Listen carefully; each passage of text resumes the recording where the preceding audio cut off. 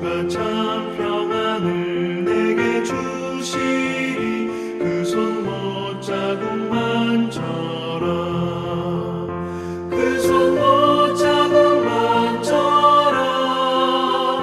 그 손 못자국만져라.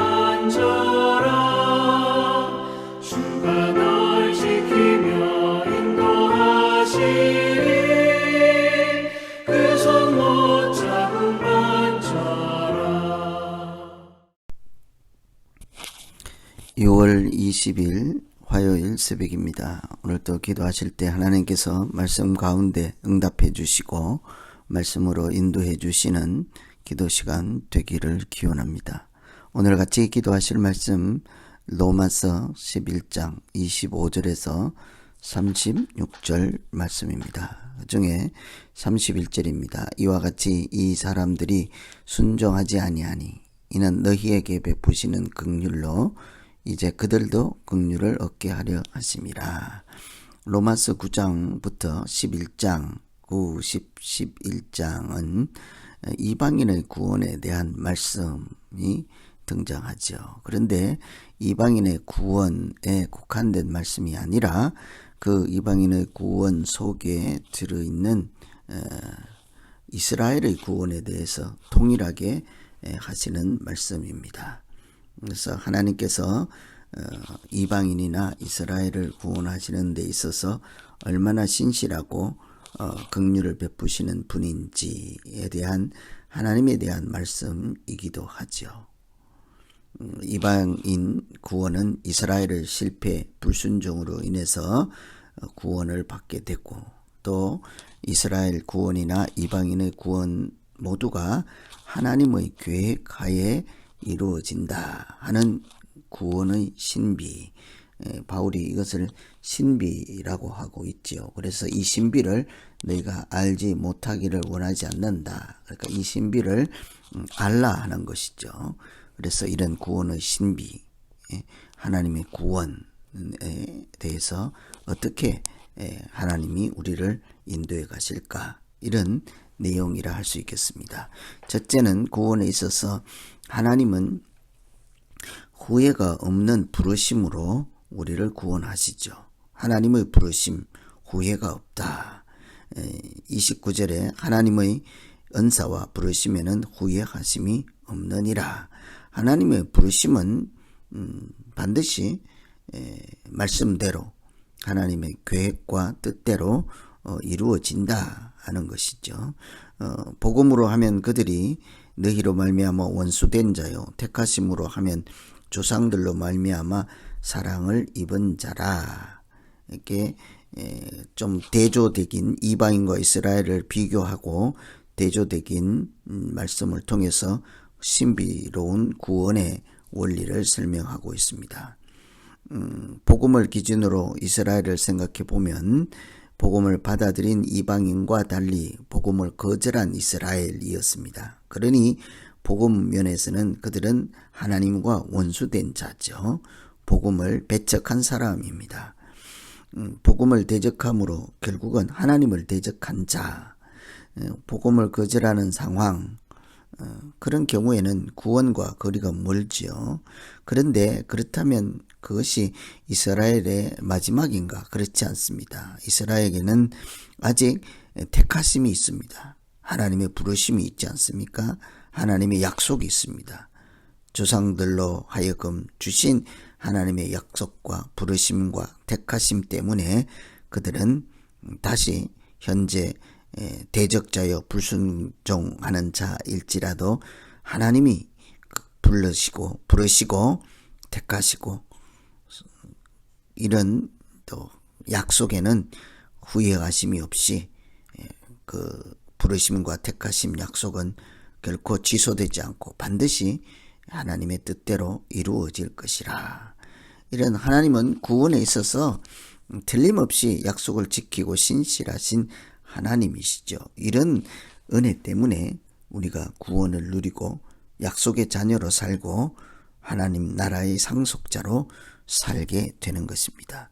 그래서 오늘 첫째 기도할 것은 하나님 우리에게 구원을 베푸실 때 또 일상에서 신실하시고 약속을 한 채 착오도 없이 지키시고 은사를 주시고 긍휼을 베푸시는 이런 후회가 없는 하나님의 부르심에 우리가 감사와 찬양과 또 결단으로 부르심에 합당하게 살아갈 수 있도록 도와주시옵소서. 이렇게 기도하면 되겠습니다.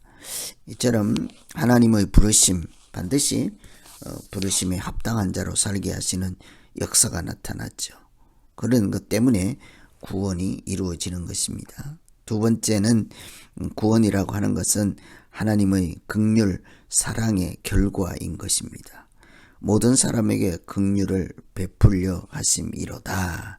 이것이 하나님의 뜻이요 계획이죠. 읽어드린 말씀처럼 전에는 순종하지 아니하였더니 이스라엘이 순종하지 아니하므로 이제 이방인들이 긍휼을 얻게 하고, 이런 한쪽이 불순종하면 하나님의 긍휼이 불순종하는 자가 아니라 이방에게 향하여서 이스라엘 대신에 이방을 구원하고, 그렇다고 이스라엘을 영원히 대적하거나 외면하거나 버려두지 아니하시고 하나님의 약속과 부르심을 기억해서 또 이렇게 이스라엘도 구원하고, 이처럼 유대인의 불순종은 이방인들의 구원과 이방인을 향한 긍휼로 이어지게 되었습니다.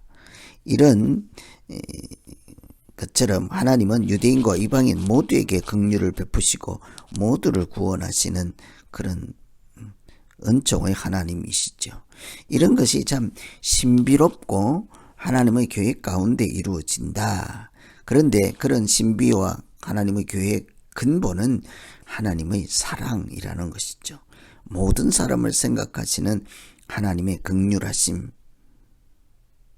그래서 때로는 유대인이 불신앙에 가두어 두셨다가 그때 이방인에게 긍휼을 베푸시고, 또 이방인의 구원받는 것을 보고 유대인이 시기하게 하고 또 그들도 구원으로 나오게 하는 이런 모든 배경하에 하나님께서 긍휼히 여겨주심, 하나님의 사랑으로 우리를 하나님의 자녀로 인도하시는 그 크신 하나님의 은혜를 생각하며 오늘 우리에게 주어진 이름, 하나님 아들이라는 하나님의 자녀라는 이름을 감사하고 하나님이 베풀어 주신 십자가의 은총과 그 은혜와 긍휼을 우리가 이 땅에서 누리고, 또한 우리가 세상에 그 긍휼과 은혜를 이렇게 나누어 주는 구원의 통로가 되는 날 되기를 기원합니다. 오늘 이방인과 이스라엘을 비교하고